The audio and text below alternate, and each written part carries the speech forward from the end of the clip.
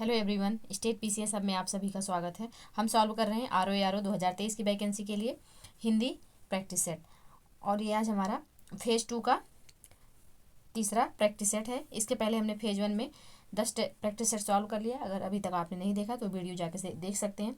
साथ ही साथ ये हमारा फेज़ 2 है और इसमें हम सॉल्व कर रहे हैं हिंदी का टेस्ट। और आज ही हमारा तीसरा टेस्ट है। इसमें भी हमने 2 टेस्ट सॉल्व कर लिए। अगर अभी तक आपने नहीं देखा तो वीडियो चैनल पे अपलोड है, आप लोग देख सकते हैं। साथ ही साथ वीडियो को लाइक और शेयर करना ना भूलें। चैनल को प्लीज़ सब्सक्राइब कर लीजिए, क्योंकि जब आप सब्सक्राइब करते हैं, लाइक करते हैं वीडियो को, तो हमें भी कुछ बेहतर करने का प्रोत्साहन मिलता है। तो चलिए स्टार्ट करते हैं बिना देरी किए हुए आज का ये अपना प्रैक्टिस सेट। प्रश्न है, निंद का विलोम है। निंद का विलोम क्या होगा? तो निंद का विलोम होगा बंद। ऑप्शन बी, यहाँ पे वंध्य होगा निंद का विलोम। और निंद का विलोम स्तुति भी हो सकता है, लेकिन अगर ऑप्शन में वंध्य है तो वंध्य ज़्यादा सटीक है स्तुति की अपेक्षा। तो यहाँ पे देखा जाएगा कि कौन सबसे सटीक बैठ रहा है, तो वो आंसर होगा। तो ऑप्शन बी यहाँ पे वंध्य ज़्यादा सही है, तो ऑप्शन बी इसका सही आंसर होगा।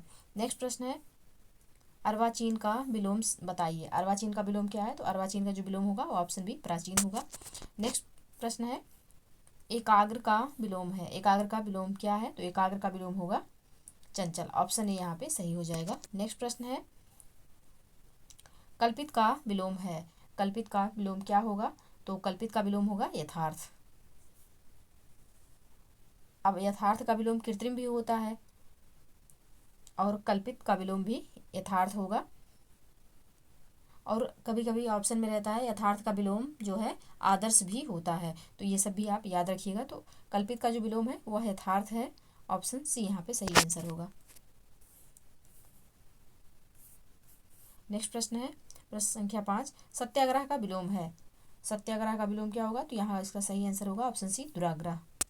नेक्स्ट प्रश्न है, प्रश्न संख्या 6, चेतन का विलोम बताइए। चेतन का विलोम क्या होगा? तो चेतन का विलोम होगा अचेतन। ऑप्शन सी यहाँ पे सही आंसर होगा, चेतन का विलोम अचेतन।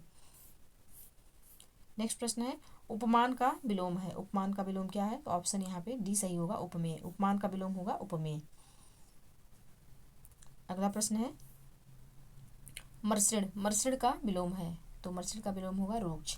ऑप्शन बी यहाँ पे सही आंसर हो जाएगा, रुक्ष। नेक्स्ट प्रश्न है, अवरोह का विलोम है। अवरोह का विलोम क्या होगा? तो अवरोह का विलोम होगा आरोह। ऑप्शन सी यहाँ पे सही आंसर हो जाएगा। नेक्स्ट प्रश्न है, प्रश्न संख्या 10, तमस का विलोम है। तमस का विलोम क्या है? तो तमस का विलोम जो होगा वह होगा ज्योतिर्मय। ऑप्शन बी यहाँ पे सही आंसर होगा। नेक्स्ट प्रश्न है, वाक्य शुद्धि से संबंधित वाक्यों में शुद्ध वाक्य है। कौन सा इसमें शुद्ध वाक्य है? मेरे घर के पास हलवाई की एक दुकान है। मेरे घर के पास, मेरे घर के पास हलवाई की एक दुकान है। ऑप्शन डी यहाँ पे बिल्कुल सही हो जाएगा। नेक्स्ट प्रश्न है, प्रश्न संख्या 12, निम्नलिखित में से एक वाक्य त्रुटिपूर्ण है। कौन सा वाक्य इसमें से त्रुटिपूर्ण है? तो निरपराधी को सजा नहीं देनी चाहिए, यह त्रुटिपूर्ण है। निरपराधी नहीं होगा, निरपराध होना चाहिए। निरपराध को सजा नहीं देनी चाहिए। ऑप्शन ए यहाँ पे त्रुटिपूर्ण है, तो ऑप्शन आंसर वही हो जाएगा। बाकी तीनों जो वाक्य हैं वो सही रूप में लिखे गए हैं। नेक्स्ट प्रश्न है, नीचे दिए गए वाक्यों में कौन सा वाक्य त्रुटिहीन है? कौन सा इसमें से त्रुटिहीन है, यानी कि जिसमें गलती नहीं है? तो यह वाक्य है, मेरे घर के पास पान की एक दुकान है। यह जो है इसमें त्रुटि नहीं है, तो ऑप्शन डी इसका सही आंसर हो जाएगा। नेक्स्ट प्रश्न है, प्रश्न संख्या 14, निम्नलिखित में से एक वाक्य अशुद्ध है। कौन सा वाक्य इसमें अशुद्ध है? तो वह है, आम सभा में प्रत्येक वर्गों के प्रतिनिधि उपस्थित थे। यहाँ अशुद्ध है, तो यही इसका आंसर हो जाएगा। क्योंकि यहाँ पे जो वर्गों लगा है, वर्गों नहीं होगा, प्रत्येक वर्ग के प्रतिनिधि उपस्थित थे, ये सही वाक्य होगा। तो ऑप्शन डी यहाँ पे सही होगा। नेक्स्ट प्रश्न है, मुनि शब्द की शुद्ध वर्तनी है। मुनि शब्द की शुद्ध वर्तनी क्या है? तो ऑप्शन सी यहाँ पे मुनि जो है बिल्कुल शुद्ध रूप में लिखा हुआ है।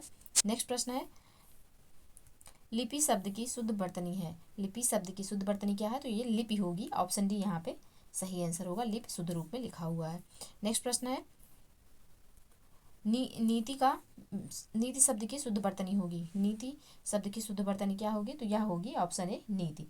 ऑप्शन ए बिल्कुल शुद्ध रूप में लिखा हुआ है। नेक्स्ट प्रश्न है, इन शब्दों में कन्फ्यूजन होता है, जैसे नीति हो गया, लिप हो गया, तो आप लोग इसको सही से प्रैक्टिस कर लीजिएगा, जिससे अगर एग्जाम में पूछा भी जाए तो इससे कन्फ्यूज आप लोग ना हो। नेक्स्ट प्रश्न है, निम्नलिखित विकल्पों में से शुद्ध वर्तनी वाला शब्द का चयन कीजिए। शुद्ध वर्तनी इसमें से किसकी है? तो यह ऑप्शन डी उपयुक्त जो लिखा है बिल्कुल शुद्ध रूप में लिखा हुआ है, तो ऑप्शन डी यहाँ पे सही आंसर हो जाएगा। नेक्स्ट प्रश्न है, निम्नलिखित में से कौन सी शुद्ध वर्तनी है? किसकी वर्तनी यहाँ पे शुद्ध है? तो ऑप्शन बी जो है अंजलि या शुद्ध रूप में लिखा हुआ है, ऑप्शन बी यहाँ पे इसका सही आंसर होगा। नेक्स्ट प्रश्न है, इनमें से शुद्ध वर्तनी का शब्द है कौन सा? इसमें शुद्ध वर्तनी का शब्द है तो मैथिली शरण। यहाँ पे ये जो दोनों शब्द हैं दोनों एक ही रूप में लिखे हुए हैं और दोनों सही हैं। दोनों की वर्तनी सेम टू सेम है, तो इसका एक आंसर मान सकते हैं, लेकिन यहाँ पे मिसप्रिंट हो गया है, तो दोनों यहाँ पे सही होंगे। नेक्स्ट प्रश्न है, अपरणित शब्द निम्नलिखित में से किस वाक्यांश के लिए प्रयुक्त होता है? अपरणित, तो इसका जो एक वाक्य होगा वह होगा जिसका विवाह ना हुआ हो उसे अपरणित कहते हैं। ऑप्शन बी इसका सही आंसर है।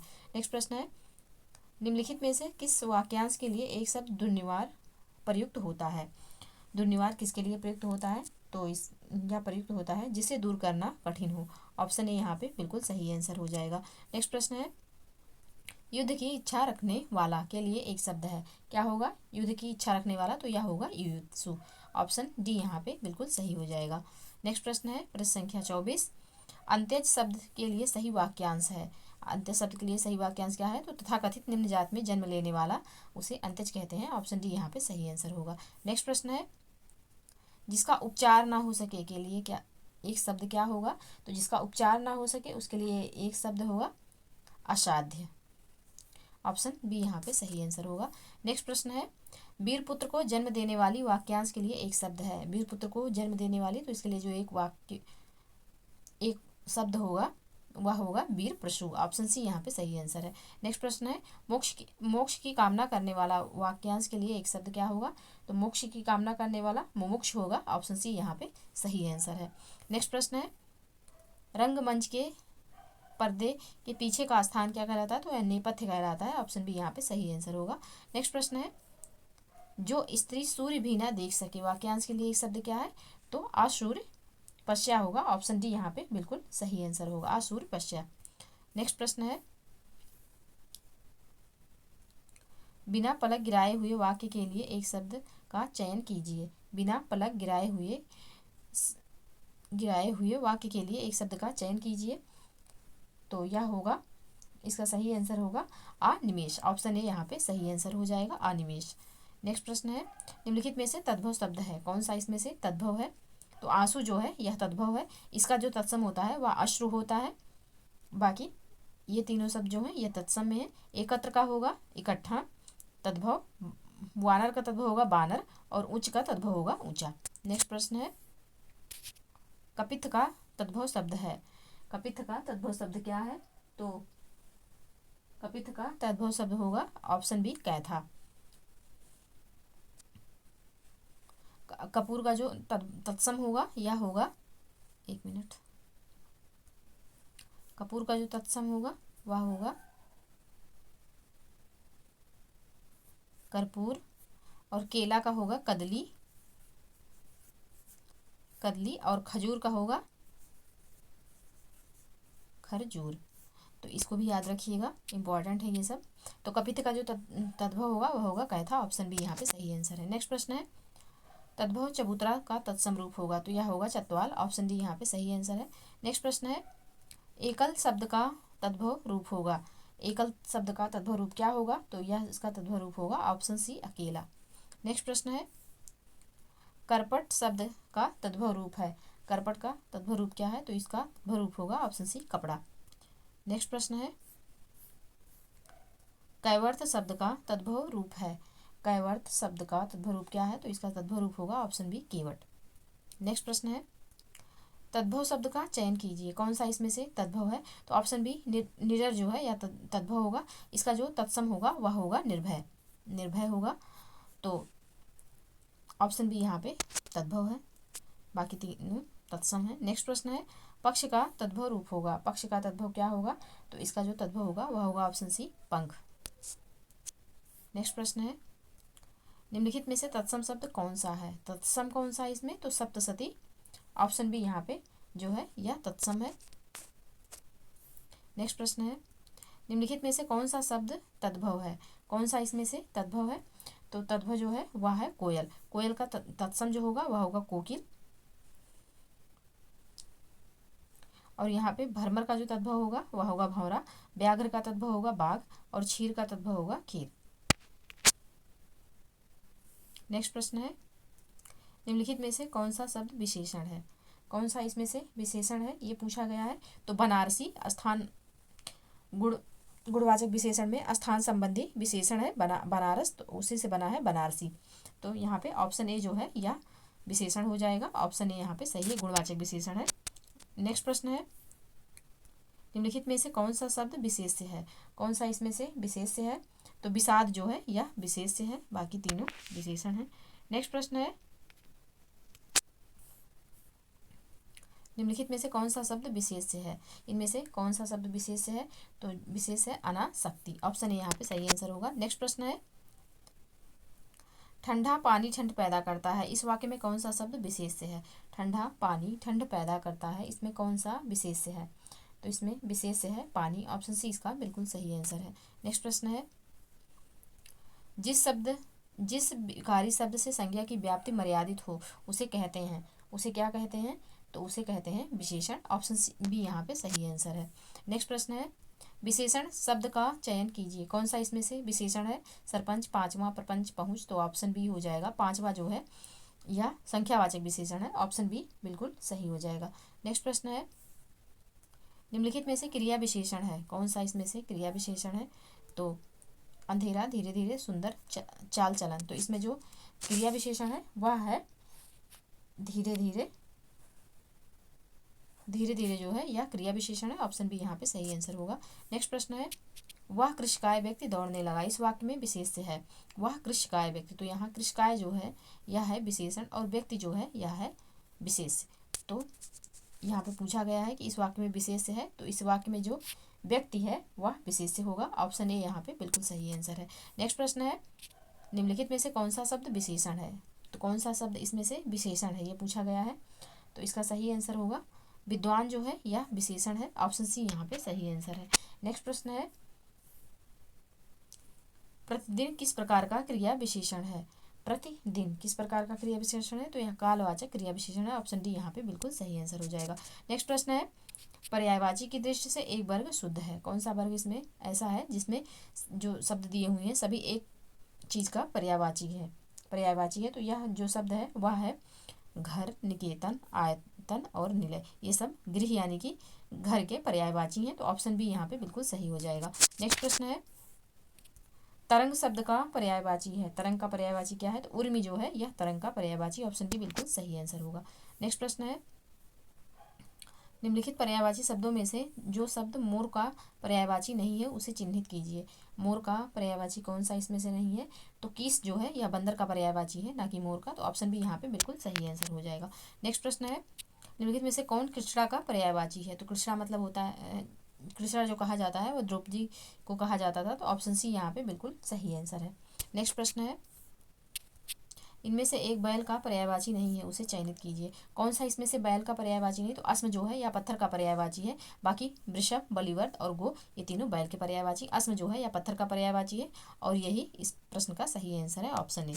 नेक्स्ट प्रश्न है, निम्नलिखित में से कौन सा शब्द स्वर्ण का पर्यायवाची है? स्वर्ण का पर्यायवाची इसमें से कौन है?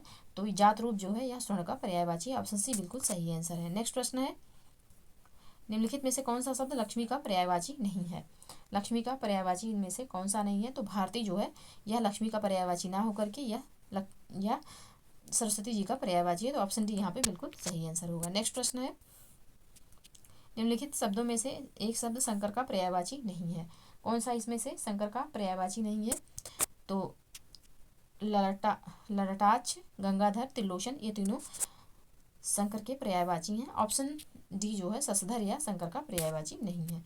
नेक्स्ट प्रश्न है समवाय शब्द का अर्थ है। समवाय शब्द का अर्थ क्या है? तो यह समूह, इसका अर्थ है समवाय का। ऑप्शन ए यहाँ पे सही आंसर होगा। नेक्स्ट प्रश्न है निम्नलिखित में से एक शब्द आम का पर्यायवाची नहीं है। तो कौन सा इसमें आम का पर्यायवाची नहीं है? तो अतिसौरभ, सहकार और रसाल, ये तीनों आम के पर्यायवाची हैं। अम्ब जो है यह जल का पर्यायवाची है, ना कि आम का। तो ऑप्शन सी यहाँ पे सही आंसर हो जाएगा। प्रश्न में पूछा गया है कि आम शब्द का पर्यायवाची नहीं है, तो अम्ब जो है यह पानी का पर्यायवाची है, यह आम का पर्यायवाची नहीं है।